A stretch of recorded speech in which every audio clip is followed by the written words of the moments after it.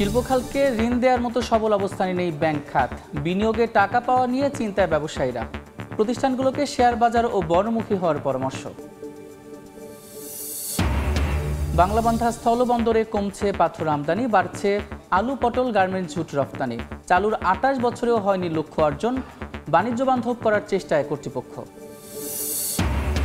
Rangpur city কর্পোরেশনে জমি বিক্রিতে উচ্ছে কর প্রতি শতাংশে সর্বনিম্ন ২৫,০০০ টাকা। বিপাকে ক্রেতা বিক্রেতা, অর্ধেকে নেমেছে রেজিস্ট্রেশন, কমেছে রাজস্ব আয়।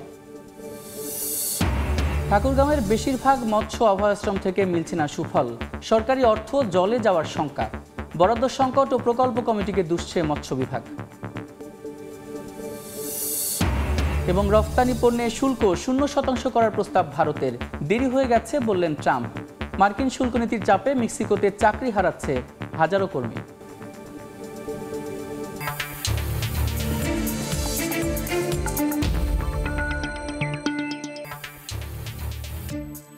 দেখছিলেন শিরোনাম। আমন্ত্রণ জানাচ্ছি দেশ ও দেশের বাইরের অর্থ বাণিজ্যের নানা খবর নিয়ে আমাদের নিয়মিত আয়োজন এ সময়ের বাণিজ্যে। আপনাদের সঙ্গে আছি আমি সাদিক হাসান ইমন। দেশের শিল্প খাতকে ঋণ দেওয়ার মতো সবল অবস্থানে নেই ব্যাংক খাত। এতে বিনিয়োগের টাকা পাওয়া নিয়ে চিন্তিত ব্যবসায়ীরা। এমন অবস্থায় শেয়ার বাজারের প্রতি অনীহা কাটিয়ে ও বাণিজ্যিক বন্ড বা ঋণ ইস্যুর মাধ্যমে অর্থ সংস্থানের দিকে ঝুঁকতে হবে ব্যবসায়ীদের। তবে বাণিজ্যিক বন্ড বাজার তৈরি করতে সরকারি বন্ডকেও বাজারে অন্তর্ভুক্ত করতে হবে বলে মত আর্থিক খাত বিশ্লেষকের। সেলিয়া সুলতানের রিপোর্ট।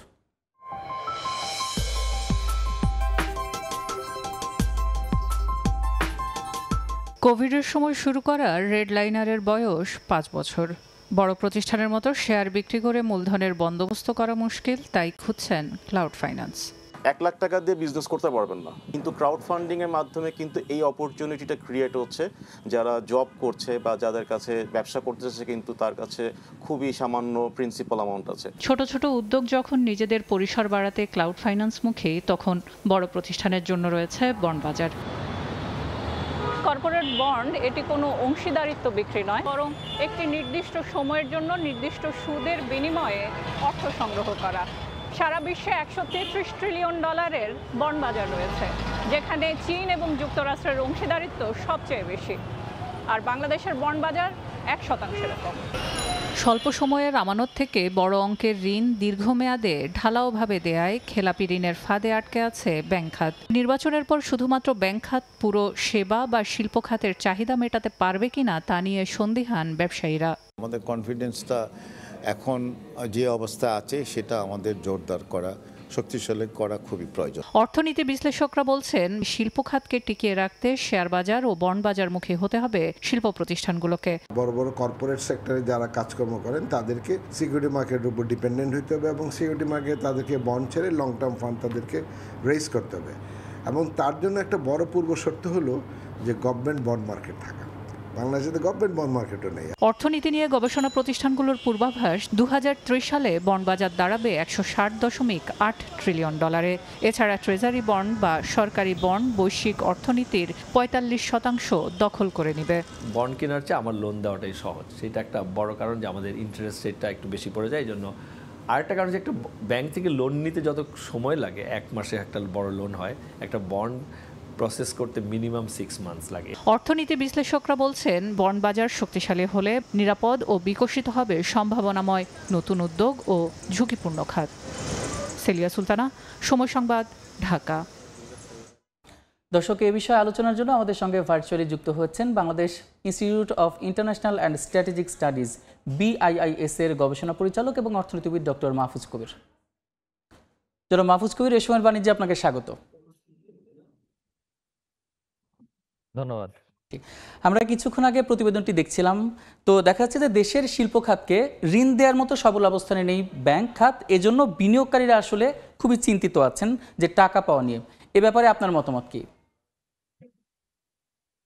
হ্যাঁ, আসলে এটা খুবই সত্য কথা যে বাংলাদেশের যে ব্যাংকিং সিস্টেম সেটা কিন্তু আসলে শিল্প ঋণের জন্য উপযোগী নয়। এটা যে দৈনন্দিন ব্যবসা বাণিজ্য খুব শর্ট টার্মের যে লোনগুলো সেগুলোর জন্য উপযোগী। শিল্পের জন্য তো লম্বা সময়ের ঋণ দরকার হয়। অনেক সময় শিল্প প্রতিষ্ঠান তৈরি করতে গেলে হয়তো ৩-৪ বছর ধরে শুধু তার ক্যাপিটাল ইনভেস্টমেন্টগুলো করতে হয়, রিটার্ন আসে আরও পরে। কিন্তু এর মধ্যেই দেখা যায় কি যে যারা বিনিয়োগকারী তারা ডিফল্টার হয়ে যান। জি, কিন্তু আসলে বাংলাদেশের শিল্প সেভাবে বিকল্প ফাইন্যান্সিং দরকার। এখানে ক্যাপিটাল মার্কেট হতে পারতো, যে পুঁজিবাজার, যে তো সেখান থেকে ঋণ আসতে পারতো, কিন্তু সেটাও কিন্তু খুব একটা ভরসার মতো নয়। তো এই কারণেই মানে আসলে আমাদের যে শিল্প খাত সেটি ঋণ সংকটে ভুগছে। জি। তো এই ব্যাপার থেকে আসলে কিভাবে উত্তরানো যেতে পারে বলে আপনার মনে হয়, এটা আপনার কাছ থেকে জানতে চাই। আমি মনে করি যে একটা শিল্প ঋণ ব্যাংক ছিল আমাদের দেশে, কিন্তু সেটা আস্তে আস্তে আসলে এমন একটা অবস্থায় দাঁড়িয়েছে যে সেটা আসলে আমাদের যে ম্যাসিভ যে ইন্ডাস্ট্রিয়ালাইজেশন, সেটার জন্য আসলে ঋণ দেওয়ার মতো তাদের সক্ষমতা নেই। জি। এখন আসলে বিকল্প আমাদের হাতে কি আছে? এক হচ্ছে যে পুঁজিবাজার উত্থান পতন। তো সেইটাকে আমার মনে হয় কি একটু মিনিমাইজ করা দরকার, এটা একটু শক্তিশালী ভিত্তির উপর দাঁড় করানো দরকার। আর দ্বিতীয়টা হচ্ছে যে আমাদের বন্ড মার্কেটটা কিন্তু খুব একটা শক্তিশালী অবস্থানে এখন আসেনি। বন্ড হতে পারে দীর্ঘমেয়াদী যে জি। পুঁজি সরবরাহের একটা বড় জায়গা। তো সেইটাকে যদি আমরা একটু শক্তিশালী করতে পারি, এমন হতে পারে, বা কোনো ইন্ডাস্ট্রির জন্য কিন্তু এটা একটা বড় রকমের ফাইন্যান্সিং সোর্স হতে পারে। তো সেইভাবে আমরা একটু যদি চিন্তা করি, তাহলে এক হচ্ছে যে পুঁজিবাজার, অন্যদিকে আসলে আমাদের বন্ড মার্কেটের শক্তিশালী করা।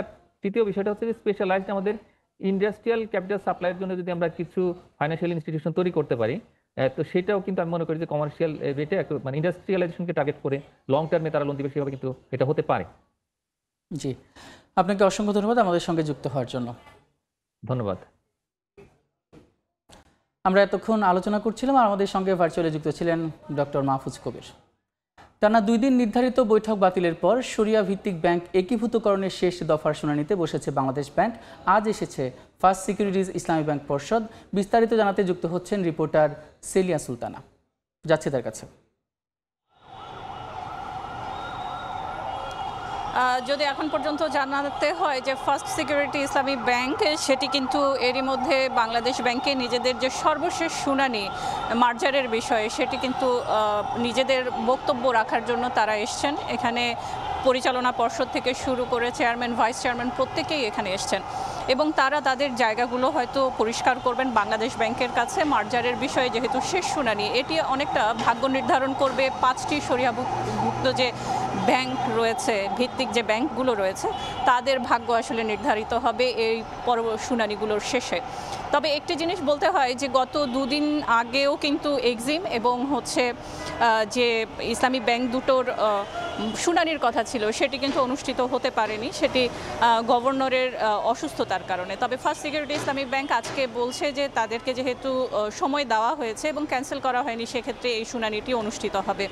এর মধ্যে কিন্তু যদি আপনাদেরকে জানিয়ে রাখি যে ফার্স্ট সিকিউরিটি ইসলামী ব্যাংক, গ্লোবাল ব্যাংক এবং গ্লোবাল যে ব্যাংক রয়েছে এবং ইউনিয়ন ব্যাংক, এই 3টি ব্যাংকের কিন্তু 90% বেশি খেলাপি ঋণ। তাদের এই রকম একটি অবস্থার মধ্যে আসলে তারা কি বক্তব্য রাখবে, সেটি একটি বড় বিষয়। অন্যান্য যে 2টি ব্যাংক রয়েছে, সেটি হচ্ছে যে এক্সিম ব্যাংক, তারা কিন্তু এরই মধ্যে 2 বছর সময় চেয়েছে, যদিও তারা গভর্নরের দেখা পাননি। প্রথম দিন তাদের মিটিং ছিল, এবং পরবর্তীতে কিন্তু যে ব্যাংকগুলো রয়েছে, সোশ্যাল ইসলামী ব্যাংক, তারা কিন্তু 1 বছরের সময় চেয়েছে, এটি অর্থ মন্ত্রণালয়ের অর্থ বিভাগে, এবং সেই অর্থ বিভাগে কিন্তু তারা তাদের নিজেদের বক্তব্য রেখেছেন। হয়তো পরবর্তীতে যখন শুনানি অনুষ্ঠিত হবে, বাংলাদেশ ব্যাংক হয়তো পুনরায় তাদের যে বক্তব্য সেটির জন্য নির্ধারণ করবে, সেখানে হয়তো তারা তাদের নিজেদের বক্তব্যগুলো রাখবে। তবে এই ব্যাংকগুলোর যে অবস্থা, সেটি যদি আপনাদেরকে জানাতে চাই, সেটি হচ্ছে এই ব্যাংকগুলোর যে আমানত, সেটি কিন্তু কমতে কমতে নেমে এসেছে 1,36,000 কোটি টাকায়, এবং মাত্র 1 বছর আগেও কিন্তু এই অঙ্ক 1,59,000 কোটি টাকা ছিল। এই জায়গা থেকেই বুঝতে পারছেন যে আমানতকারীরাও কিন্তু এই মুহূর্তে তাদের দিকে ফিরে তাকাচ্ছেন না অনেকটা।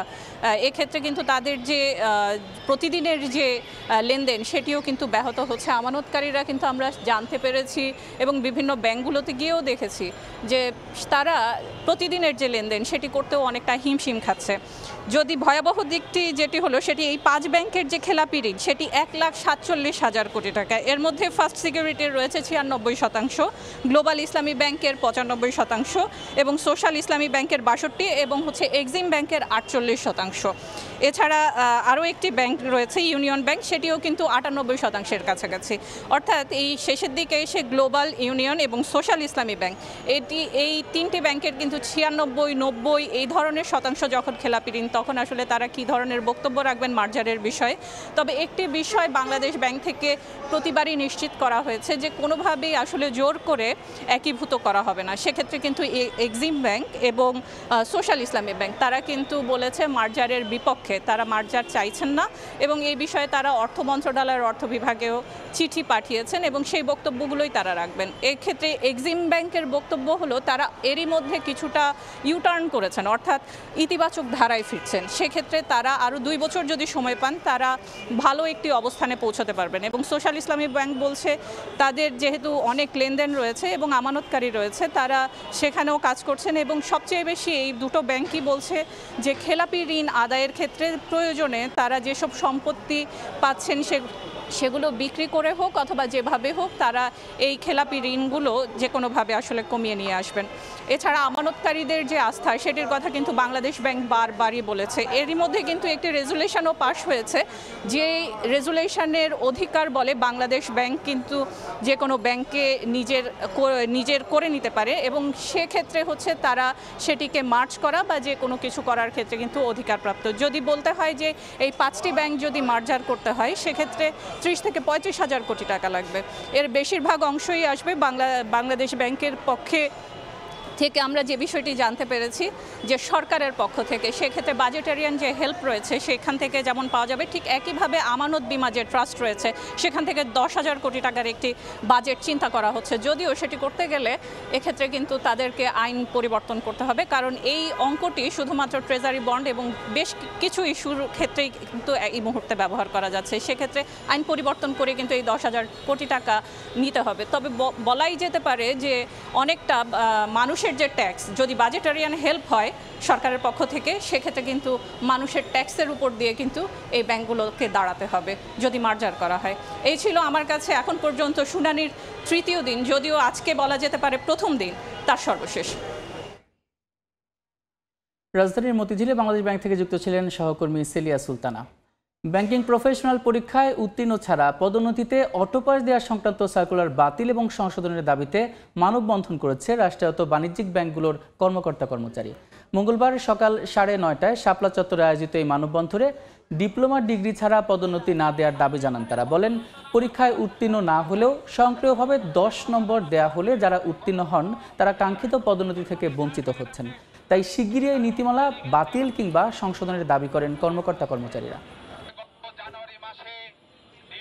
এই ব্যাংকিং প্রফেশনাল ডিপ্লোমা যাদের নাই তাদেরকে অটো মার্ক দেওয়া হচ্ছে এবং যাদের আছে তাদের ওই 10 মার্ক থাকা সত্ত্বেও তারা পদোন্নতি থেকে বঞ্চিত হচ্ছে। আমাদের যখন ছিল না তখন এইটার কারণেই আমাদের পদোন্নতি দেওয়া হয় নাই, আর তা যদি দেওয়া হতো আজকে আমি এসজিএম অথবা মিনিমাম এসপিও থাকতাম। চলতি বছরের অগাস্টে প্রবাসী আয় এসেছে 242 কোটি মার্কিন ডলার, যা গেল অর্থ বছরের পুরো অগাস্টে এসেছিল 222 কোটি ডলার। সেই হিসেবে বছর ব্যবধানে প্রবৃদ্ধি হয়েছে 8.9%। 1 সেপ্টেম্বর এ তথ্য প্রকাশ করেছে বাংলাদেশ ব্যাংক। তবে বাংলাদেশ ব্যাংকের হালনাগাদ তথ্য পর্যালোচনা করে দেখা যায় জানুয়ারি থেকে ধারাবাহিকভাবে প্রবাসী আয় ছিল 218 কোটি ডলার থেকে 329 কোটি মার্কিন ডলার। এর মধ্যে সর্বোচ্চ আয় হয় মার্চ মাসে। সেই হিসেবে অগাস্টে প্রবাসী আয় কিছুটা কমেছে। 222 কোটি মার্কিন ডলারের মধ্যে বরাবরের মতো এবারও বাণিজ্যিক ব্যাংকের মাধ্যমে বেশি এসেছে প্রবাসী আয়। বাংলাদেশ ব্যাংকের তথ্য বলছে, চলতি অর্থ বছরের প্রথম 2 মাস অর্থাৎ জুলাই অগাস্টে দেশে এসেছে মোট 490 কোটি ডলার। আগের অর্থ বছরের একই সময়ে এই অঙ্ক ছিল 413 কোটি ডলার। বছর ব্যবধানে 2 মাসে প্রবাহ বেড়েছে প্রায় 18.4%। বাংলাবান্ধা স্থলবন্দর দিয়ে পাথর সহ বিভিন্ন পণ্য আমদানি কমেছে, তবে বেড়েছে আলু, পটল, গার্মেন্টস, ঝুট সহ বিভিন্ন পণ্যের রফতানি। যদিও চালুর 28 বছরেও কাঙ্ক্ষিত লক্ষ্যে পৌঁছাতে পারেনি বন্দরটি। ব্যবসায়ীরা এমন দাবি করলেও দ্বিপাক্ষিক বাণিজ্য বান্ধব পরিবেশ নিশ্চিতে কাজ করা হচ্ছে বলে জানিয়েছে বন্দর কর্তৃপক্ষ। পঞ্চগড় থেকে সোহাগ হায়দারের রিপোর্ট। 1997 সালের 1 সেপ্টেম্বর নেপালের সঙ্গে বাণিজ্য চুক্তির আওতায় আনুষ্ঠানিকভাবে যাত্রা শুরু করে পঞ্চগড়ের বাংলাবান্ধা স্থলবন্দর। পরে ভারত ও ভুটানের সঙ্গে শুরু হয় দ্বিপাক্ষিক বাণিজ্য। পাথর আমদানি নির্ভর এই বন্দর দিয়ে বর্তমানে নেপাল সহ পার্শ্ববর্তী দেশে রপ্তানি হচ্ছে আলু, পাট, গার্মেন্টস, জুট সহ বাংলাদেশি নানা পণ্য। এতে বন্দর কেন্দ্রিক কর্মকাণ্ডে এসেছে গতি। যদিও ব্যবসায়ী ও সিএনএফ এজেন্টদের দাবি, নানা সীমাবদ্ধতায় চালুর 28 বছরেও কাঙ্ক্ষিত লক্ষ্যে পৌঁছাতে পারেনি বন্দরটি।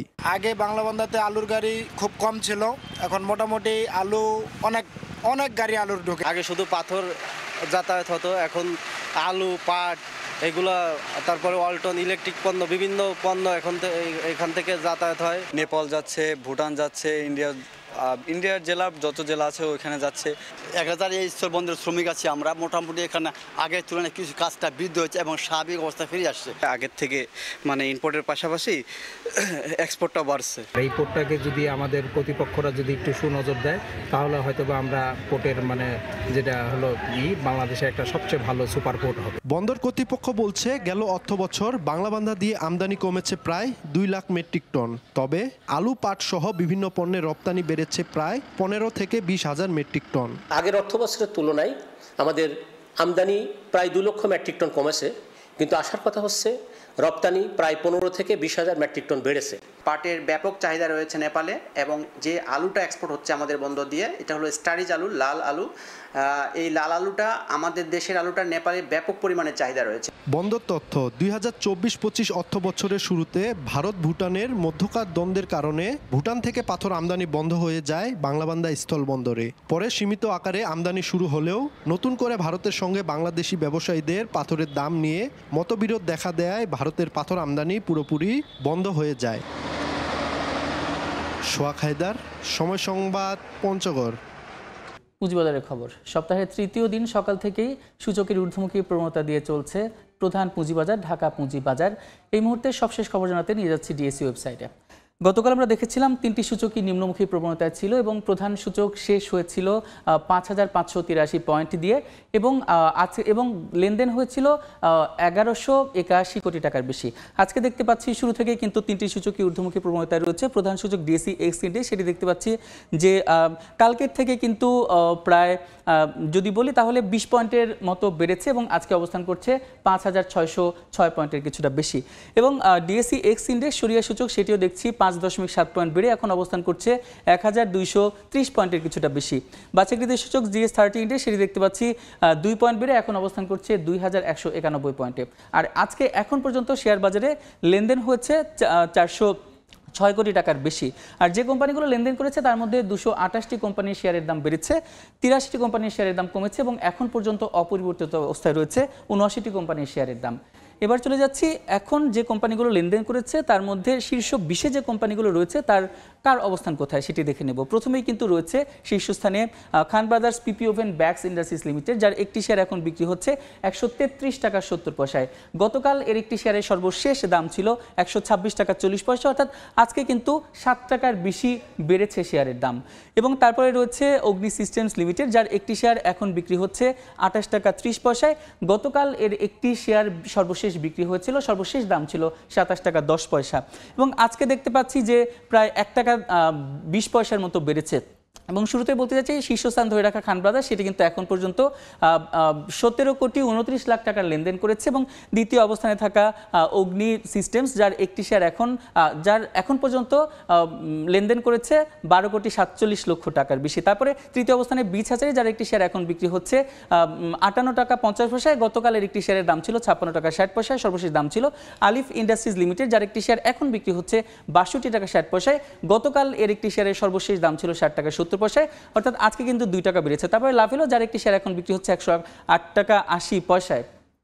তো দেখতে পাচ্ছি যে ঢাকা পুঁজিবাজারে কিন্তু এখন পর্যন্ত ঊর্ধ্বমুখী প্রবণতায় রয়েছে এবং এই সপ্তাহের শুরু থেকে কিন্তু লেনদেন বেশ বেড়েছে। আজকে দেখা যাক প্রধান সূচনের কি অবস্থান হয়। তো ঢাকা পুঁজিবাজার থেকে এই ছিল আমার কাছে লেটেস্ট আপডেট। অর্থনৈতিক, সামাজিক এবং স্বাস্থ্য সমস্যা সহ নানা সংকটে বিপর্যস্ত উত্তরের অধিকাংশ চরাঞ্চলের বাসিন্দা। একই সঙ্গে বছর জুড়ে ভাঙন প্লাবনে বাড়ছে অর্থনৈতিক চ্যালেঞ্জ, নেই পর্যাপ্ত শিক্ষার সুযোগ, স্বাস্থ্যসেবা এমনকি যোগাযোগ ব্যবস্থাও। গবেষকদের মতে চরাঞ্চলের বাসিন্দাদের মূলধারায় যুক্ত করতে বিশেষ পরিকল্পনার বিকল্প নেই। নাজমুল ইসলাম নিশাতের রিপোর্টে বিস্তারিত ছবি তুলেছেন শাকিল মাহমুদ। গোকুন্ডা ঘাট থেকে নৌকায় পাড়ি দিয়ে ঢুস মারার পথে আমাদের যাত্রা। চারপাশে তিস্তা নদী বেষ্টিত এই চরগ্রামে বসবাস প্রায় 1000 পরিবারের। এখানকার মানুষের যোগাযোগ এখনো পুরোপুরি নদীপথ নির্ভর। চরে পা দিতেই কানে আসে অসহায় কান্না। তিস্তার ভাঙনে হারাচ্ছেন বাড়িভিটা, আবাদি জমি। হাসান আলীর পরিবার ঘর সরিয়ে নিচ্ছেন নদীগর্ভে চলে যাওয়া ভিটে মাটি থেকে। স্মৃতি জড়ানো সংসার আজ শুধু শঙ্কার অনিশ্চয়তার গল্প। জায়গা নাই, এক হাত বেটা এক হাত মুখে গেল, এটি থাকলো এটি তো নদী আসেই গেছে, কুটিতে যাবো তাকে বলতে পারি না। যে ভাষা আসি 2 বছর থাকি, তারপরে মনে হয় আবার ফির ভাঙা শুরু হয়ে যায়। একটা বাড়ি ভাঙলে মনে করেন যে 50, 60, 70 হাজার টাকা এমনি খরচ হইতেছি। ঢুসমারা চরের মতো রংপুর বিভাগে ছোট বড় মিলিয়ে চরের সংখ্যা 6 শতাধিক, যেখানে বসবাস করেন অন্তত 4 লাখ পরিবার। দুর্গম যোগাযোগ ব্যবস্থার পাশাপাশি শিক্ষা, স্বাস্থ্য, স্যানিটেশন সহ নানা সংকট নিয়ে বসবাস চরাঞ্চলের বাসিন্দাদের। কৃষিকাজী জীবিকা, তাতেও রয়েছে জলবায়ু এবং প্রাকৃতিক দুর্যোগের ঝুঁকি। এমন আছে নদী শুকিয়ে জায়গা, পানির অভাবে আবাদ হয় না।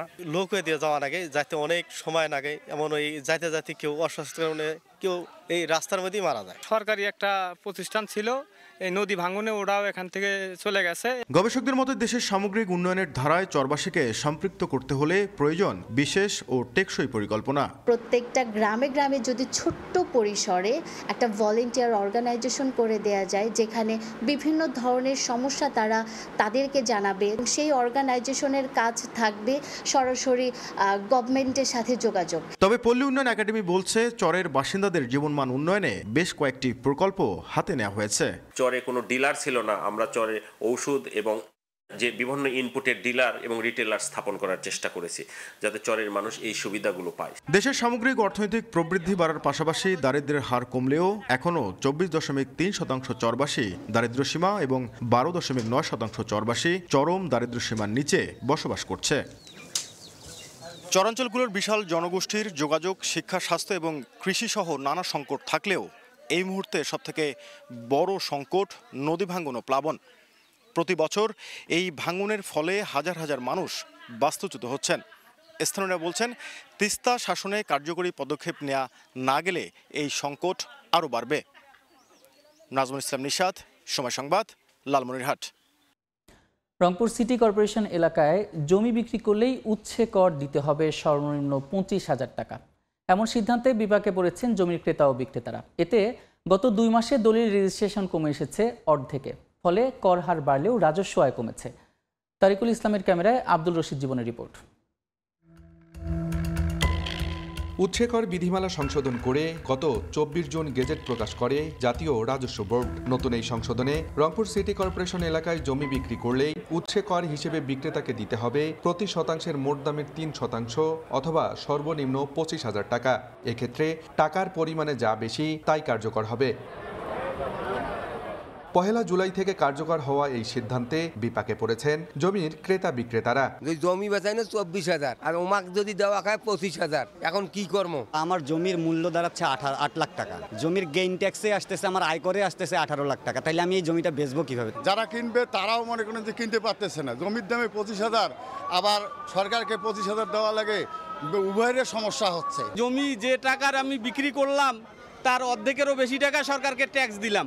দলিল লেখকরা বলছেন 2012 সালে শুরু হওয়া রংপুর সিটি কর্পোরেশনের মূল শহর ছাড়া নগরীর 70% এলাকায় অনুন্নত, যেখানে 30 থেকে 50,000 টাকায় বিক্রি হয় বেশিরভাগ জমি। তাই নতুন এই সিদ্ধান্তের কারণে জমির রেজিস্ট্রেশন কমে এসেছে অর্ধেকে, ফলে ক্ষতির মুখে পড়তে হচ্ছে তাদেরও। প্রতি শতকে সরকারকে দিতে হয় 25,000 টাকা। এই কারণে অনেক ক্রেতা বিক্রেতা কম, দলিল রেজিস্ট্রি হচ্ছে কম। যেখানে 100-150 দলিল হইতো সেখানে হচ্ছে 30-40টা দলিল। সংশ্লিষ্টরা বলছেন জাতীয় রাজস্ব বোর্ডের নতুন সিদ্ধান্তে কর হার বাড়লেও রাজস্ব আয় কমেছে। ক্রয় বিক্রয়ের ক্ষেত্রে এই 25,000 টাকা গেইন ট্যাক্স পরিশোধের জন্য তাদের কাছে এটা খুব বোঝা মনে হচ্ছে, যে কারণে আমাদের এই অফিসে কবলা দলিলের পরিমাণ অর্ধেকে নেমে আসছে। গভর্নমেন্ট যে বেশি মাত্রায় রাজস্ব পেত সেটা গভর্নমেন্ট রাজস্ব বঞ্চিত হচ্ছে। সিটি কর্পোরেশন এলাকার জমির দামের উপর নির্ভর করেই কর হার নির্ধারণ করা উচিত বলে মনে করেন সংশ্লিষ্টরা। আব্দুল রশিদ জীবন, সময় সংবাদ, রংপুর। ঠাকুরগাঁওয়ের বেশিরভাগ মৎস্য অভয়াশ্রম থেকে সুফল মিলছে না, কারণ অবহেলা, সংরক্ষণ এবং খননের অভাবকে সামনে আনছেন স্থানীয়রা। এতে বরাবরের মতো সরকারি মৎস্য চাষ প্রকল্পের অর্থ ভেস্তে যাওয়ার শঙ্কায় তারা। এদিকে প্রকল্প কমিটিকে দোষারোপ করে অর্থ সংকটের কথা বলছে জেলা মৎস্য বিভাগ। জিয়াউর রহমান বকুলের রিপোর্ট। বর্ষা মৌসুমেও শুকিয়ে থাকে ঠাকুরগাঁয়ের অনেক নদীনালা, খালবিল ও জলাশয়। এ অবস্থায় দেশীয় প্রজাতি মাছের চাহিদা পূরণে নদী ও জলাশয়ে অভয়াশ্রম গড়ে তোলার প্রকল্প হাতে নেয় জেলা মৎস্য বিভাগ। তবে এসব বেশিরভাগ অভয়াশ্রম শুধু নামেই সীমাবদ্ধ।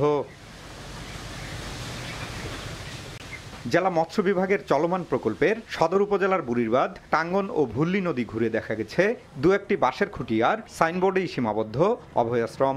নেই কোনো নির্দিষ্ট জলসীমা। খুশিমতো মাছ ধরছেন জেলেসহ স্থানীয়রা।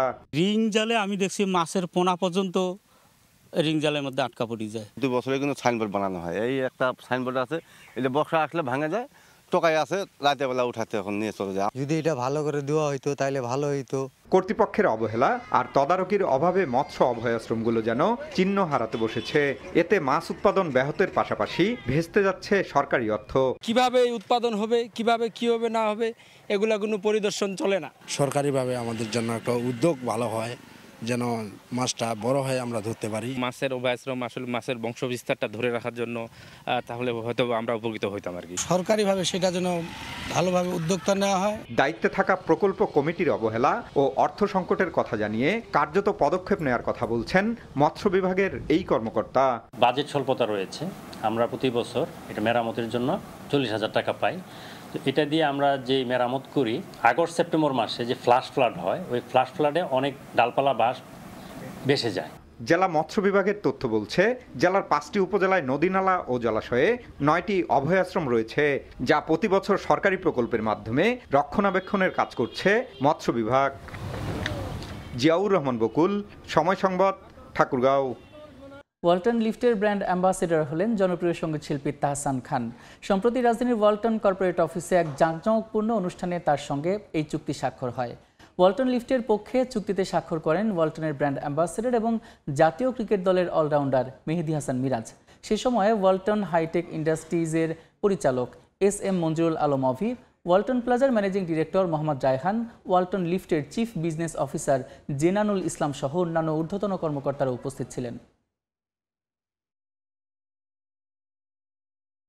মার্কিন ফেডারেল রিজার্ভের সুদের হার কমানোর সম্ভাবনা বেড়ে যাওয়ায় বিশ্ববাজারে বেড়েছে স্বর্ণের দাম। পাশাপাশি 1 দশকের বেশি সময় পর প্রথমবারের মতো রূপার দাম প্রতি আউন্স $40 উপরে উঠে গেছে। এদিকে দেশের বাজারেও বেড়েছে মূল্যবান এই ধাতু স্বর্ণের দাম। এবার ভরিতে 1,470 টাকা বাড়িয়ে 22 ক্যারেটের 1 ভরি স্বর্ণের দাম 1,75,778 টাকা নির্ধারণ করেছে বাংলাদেশ জুয়েলার্স অ্যাসোসিয়েশন বাজুস। মার্কিন ফেডারেল রিজার্ভের সুদের হার কমানোর সম্ভাবনা বেড়ে যাওয়ায় স্বর্ণের প্রতি বিনিয়োগের আকর্ষণও আরও বেড়েছে। ফলে আন্তর্জাতিক বাজারে 4 মাসেরও বেশি সময় ধরে বাড়তে থাকা স্বর্ণের দাম সর্বোচ্চ পর্যায়ে পৌঁছেছে। দ্য ট্রেডিং ইকোনমিক্সের তথ্য, মঙ্গলবার সকালে প্রতি আউন্স স্বর্ণ বিক্রি হচ্ছে $3,490। মাস ব্যবধানে মূল্যবান এই ধাতুর দাম বেড়েছে 3.54%। এদিকে 1 দশকের বেশি সময় পরে প্রথমবারের মতো রূপার দাম প্রতি আউন্স $40 পৌঁছেছে, আর মাস ব্যবধানে দাম বেড়েছে 5.39%।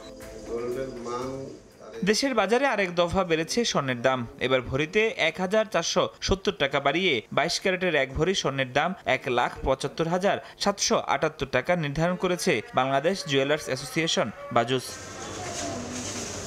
এছাড়া 21 ক্যারেটের প্রতি ভরি 1,67,998 টাকা, 18 ক্যারেটের প্রতি ভরি 1,43,829 টাকা এবং সনাতন পদ্ধতির প্রতি ভরি স্বর্ণের দাম 1,19,043 টাকা নির্ধারণ করা হয়েছে।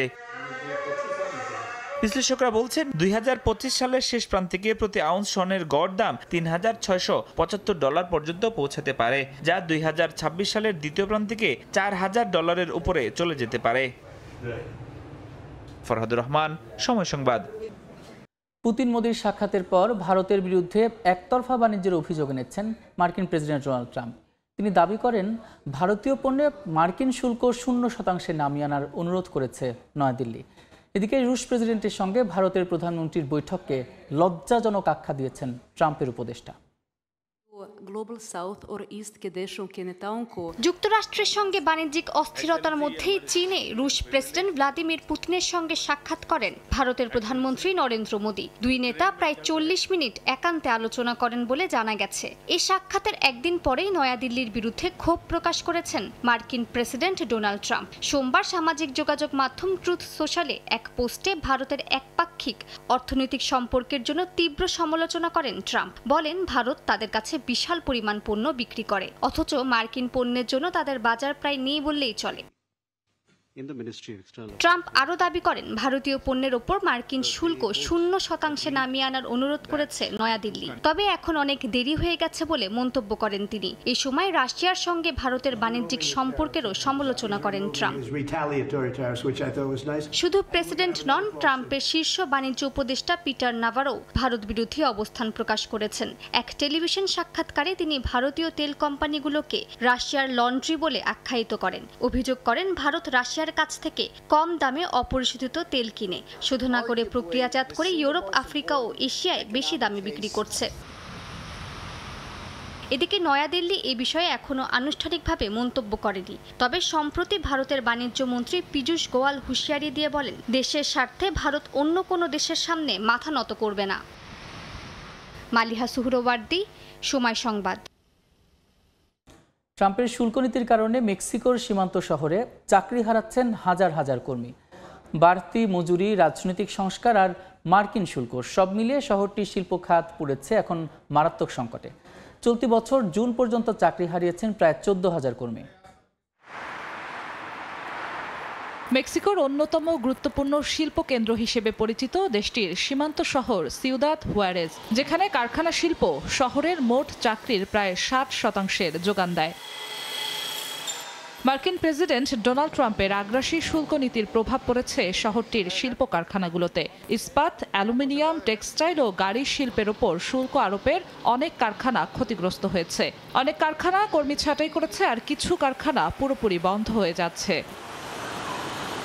ট্রাম্পের শুল্ক নীতির পাশাপাশি মরার ওপর খাড়ার ঘা হয়ে আছে মজুরি বৃদ্ধি এবং বিনিয়োগ কমে যাওয়া। 2019 সালের পর থেকে উত্তর মেক্সিকোয় ন্যূনতম মজুরি 137% বেড়েছে। এর ফলে বেড়েছে উৎপাদন ব্যয়। অন্যদিকে বিচার বিভাগীয় সংস্কার নিয়ে আস্থা হারায় বিদেশি বিনিয়োগকারীরা। মেক্সিকোর জাতীয় পরিসংখ্যান ও ভূগোল ইনস্টিটিউটের তথ্য অনুযায়ী গেল 2 বছরে হুয়ারেজ শহরে চাকরি হারিয়েছে 64,000 কর্মী, যেখানে চলতি বছর 6 মাসেই চাকরি হারিয়েছে প্রায় 14,000। জিন্নাতারা জশোয়া, সময় সংবাদ। এ পর্যায়ে শীর্ষ সংবাদগুলো জানিয়ে দিচ্ছে আরেকবার। শিল্প খাতকে ঋণ দেওয়ার মতো সবল অবস্থানে নেই ব্যাংক খাত। বিনিয়োগের টাকা পাওয়া নিয়ে চিন্তায় ব্যবসায়ীরা।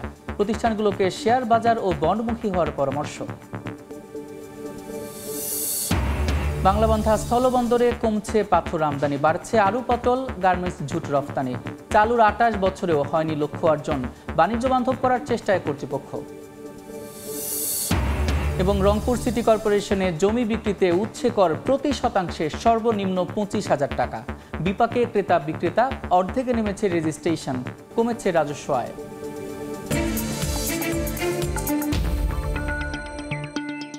এই ছিল এই সময়ের বাণিজ্যের সঙ্গে থাকুন সময়ের।